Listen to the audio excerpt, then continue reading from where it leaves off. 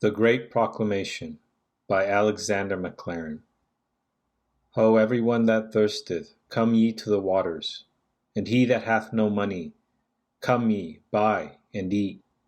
Yea, come buy wine and milk without money and without price. Isaiah 55, verse 1. The meaning of the word preach is proclaim like a herald, or what is perhaps more familiar to most of us, like a town crier, with a loud voice, clearly and plainly delivering his message. Now there are other notions of a sermon than that, and there is other work which ministers have to do, of an educational kind. But my business now is to preach, and we have ventured to ask others at the members of our own congregation to come and join us. And I should be ashamed of myself, and have good reason to be so, if I had asked you to come hear me talk, or to entertain you with more or less eloquent and thoughtful discourses. There's a time for everything, and what this is the time for is to ring out like a bellman the message which I believe God has given me for you. It cannot but suffer in passing through human lips, but I pray that my poor words may not be all unworthy of its stringency and of the greatness of its blessing. My text is God's proclamation, and all that the best of us can do is but to reiterate that, more feebly, alas, but still earnestly. Suppose there was an advertisement in tomorrow morning's Manchester papers that anybody that liked to go to a certain place might get a fortune for going. What a queue of waiting suppliants there would be at the door. Here is God's greatest gift, going a-begging. And there are people now in this chapel who listen to my text with only the thought, oh, the old threadbare story is what we have been asked to come and hear. Brethren, have you taken the offer? If not, it needs to be pressed upon you once more. So my purpose now is a very simple one. I wish, as a brother to a brother, to put before you these three things: to whom the offer is made, what it consists of, and how it may be ours. 1. To whom this offer is made. It is to everyone thirsty and penniless.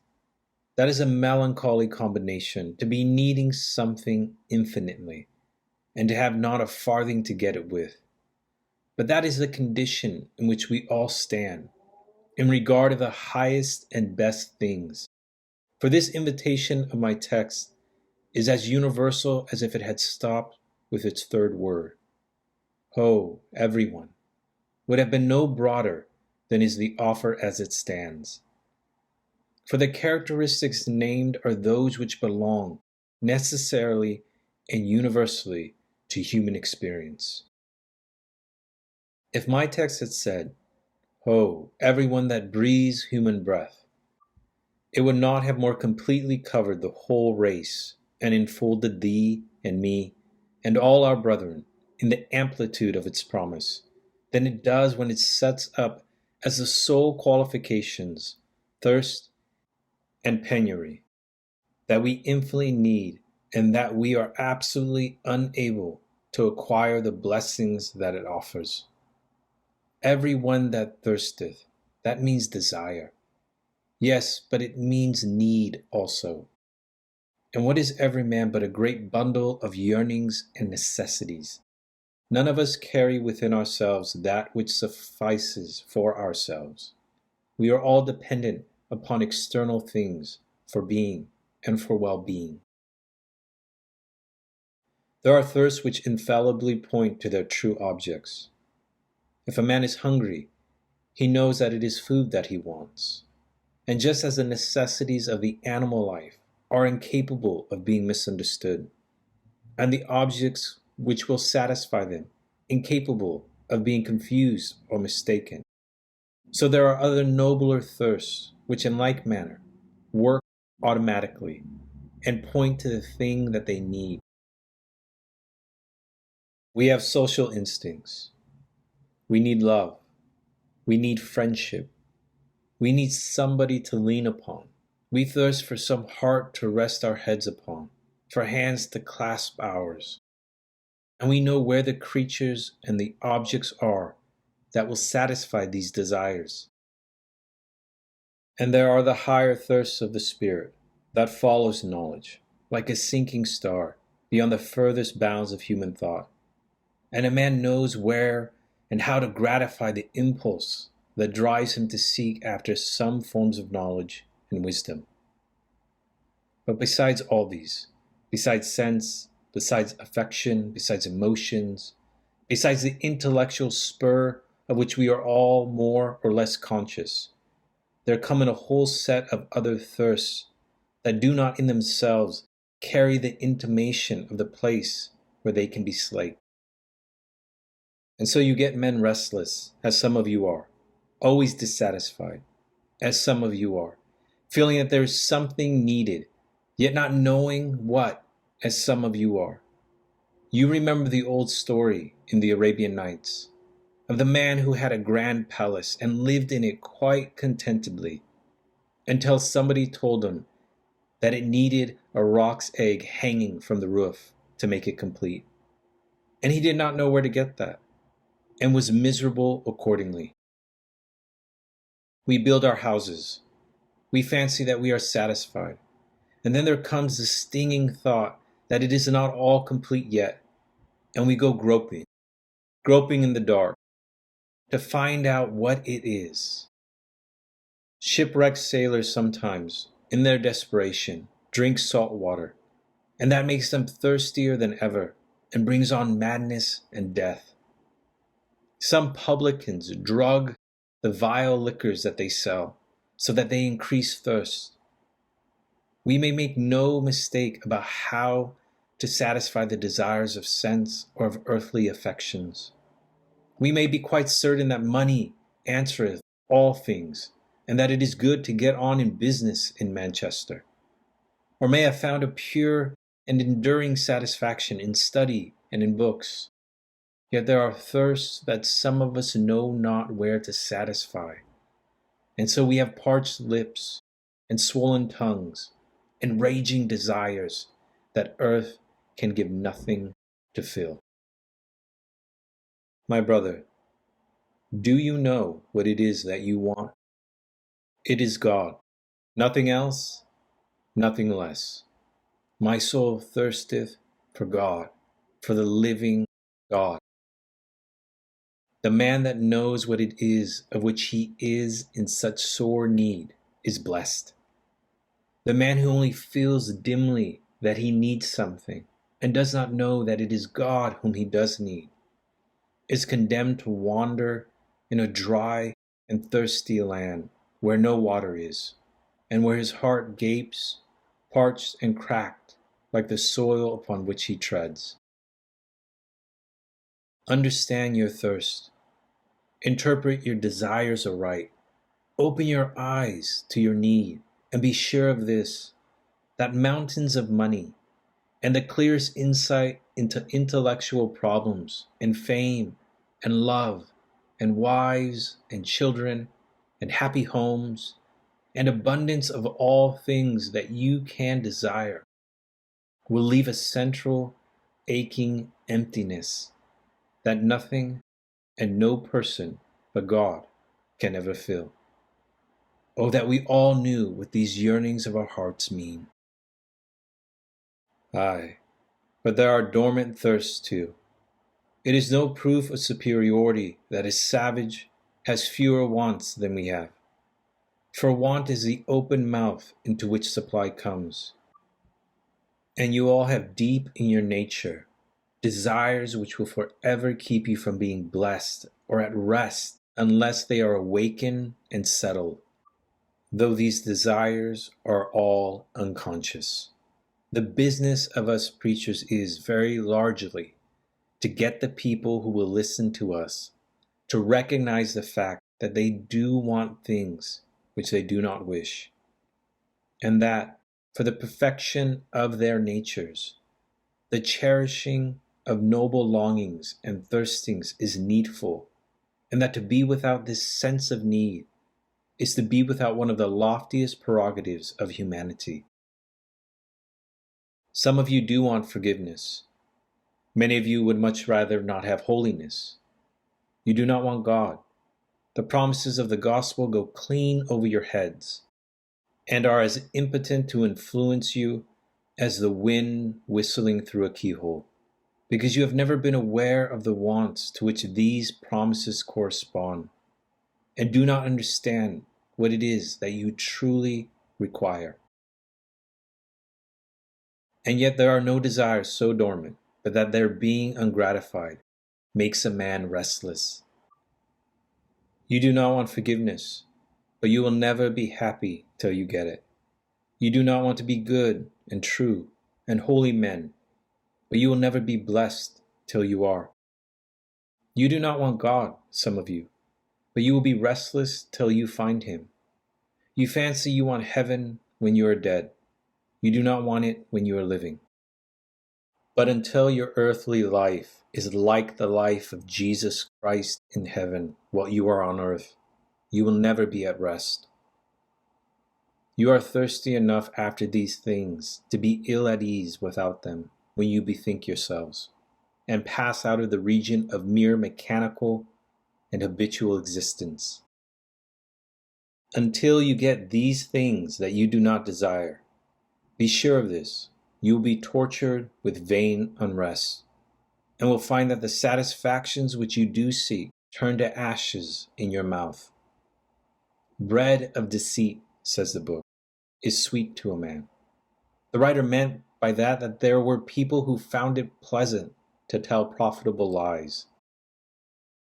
But we might widen the meaning and say that all these lower satisfactions, apart from the loftier ones of forgiveness, acceptance, reconciliation with God, the conscious possession of him, a well-grounded hope of immortality, the power to live a noble life and to look forward to a glorious heaven, are deceitful bread, which promises nourishment and does not give it, but breaks the teeth that try to masticate it.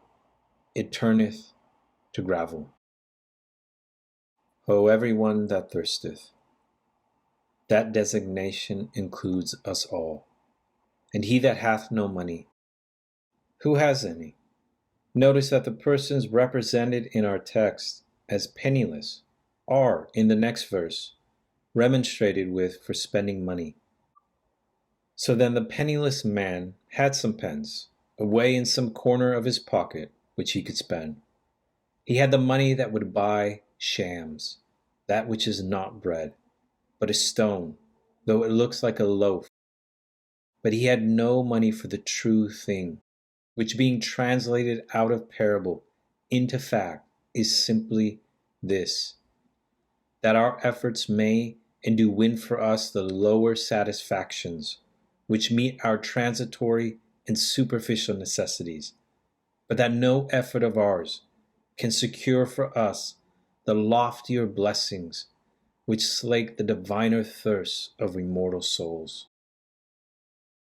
A man lands in a far country with English shillings in his pocket, but he finds that no coins go there but thalers, or francs, or dollars, or the like, and his money is only current in his own land, and he has to get it changed before he can make his purchases.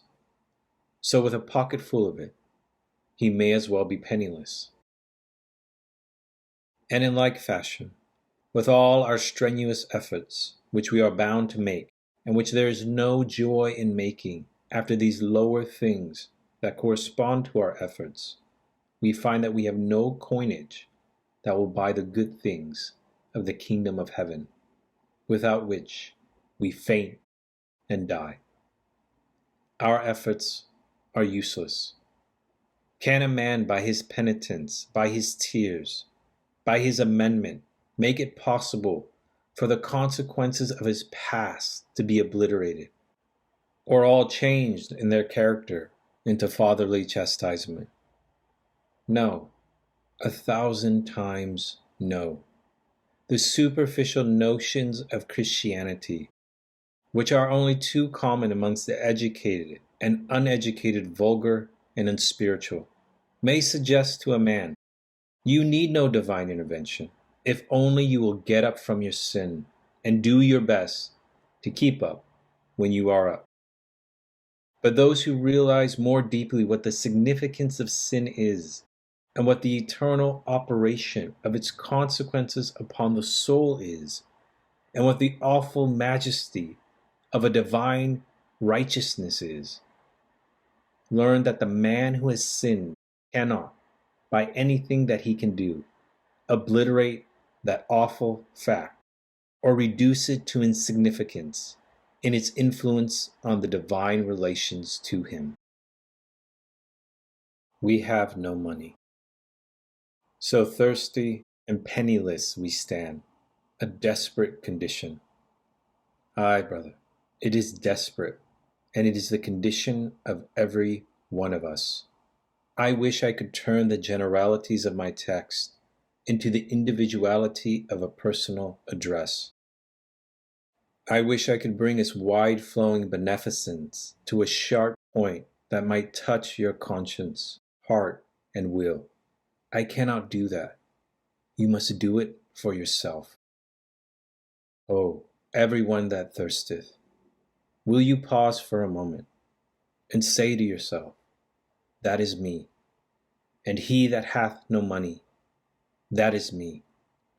Come ye to the waters, that is me.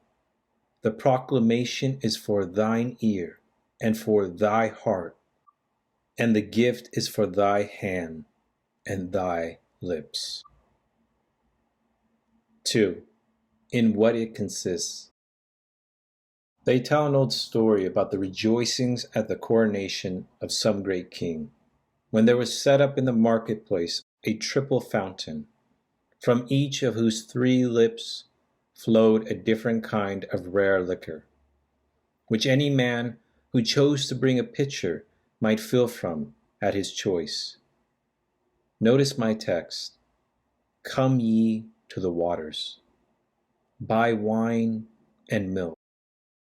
The great fountain is set up in the marketplace of the world, and every man may come, and whichever of this glorious trinity of effluence he needs most, there his lip may glue itself, and there it may drink.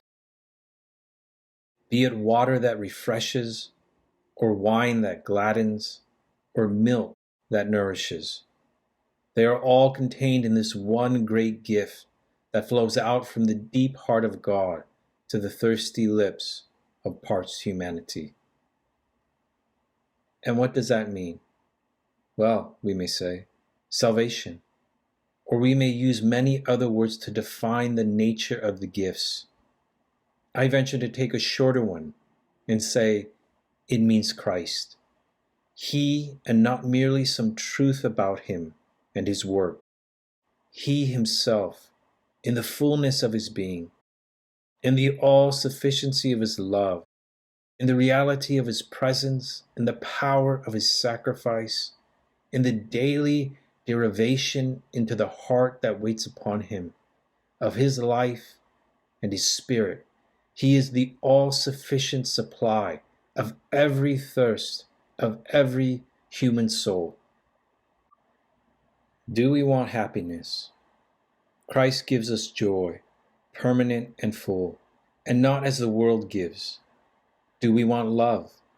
He gathers us to his heart, in which there is no variableness, neither shadow cast by turning, and binds us to himself by bonds that death, the separator, vainly attempts to untie, and which no unworthiness, ingratitude, coldness of ours can ever provoke change to themselves. Do we want wisdom? He will dwell with us as our light. Do our hearts yearn for companionship? With him we shall never be solitary. Do we long for a bright hope which shall light up the dark future and spread a rainbow span over the great gorge and gulf of death? Jesus Christ spans the void, and gives us unfailing and undeceiving hope. For everything that we need here or yonder, in heart, in will, in practical life, Jesus Christ himself is the all-sufficient supply, my life in death, my all in all. What is offered in him may be described by all the glorious and blessed names which men have invented to designate the very aspects of the good. These are the goodly pearls that men seek, but there is one of great price which is worth them all, and gathers into itself all their clouded and fragmentary splendors. Christ is all, and the soul that has him shall never thirst.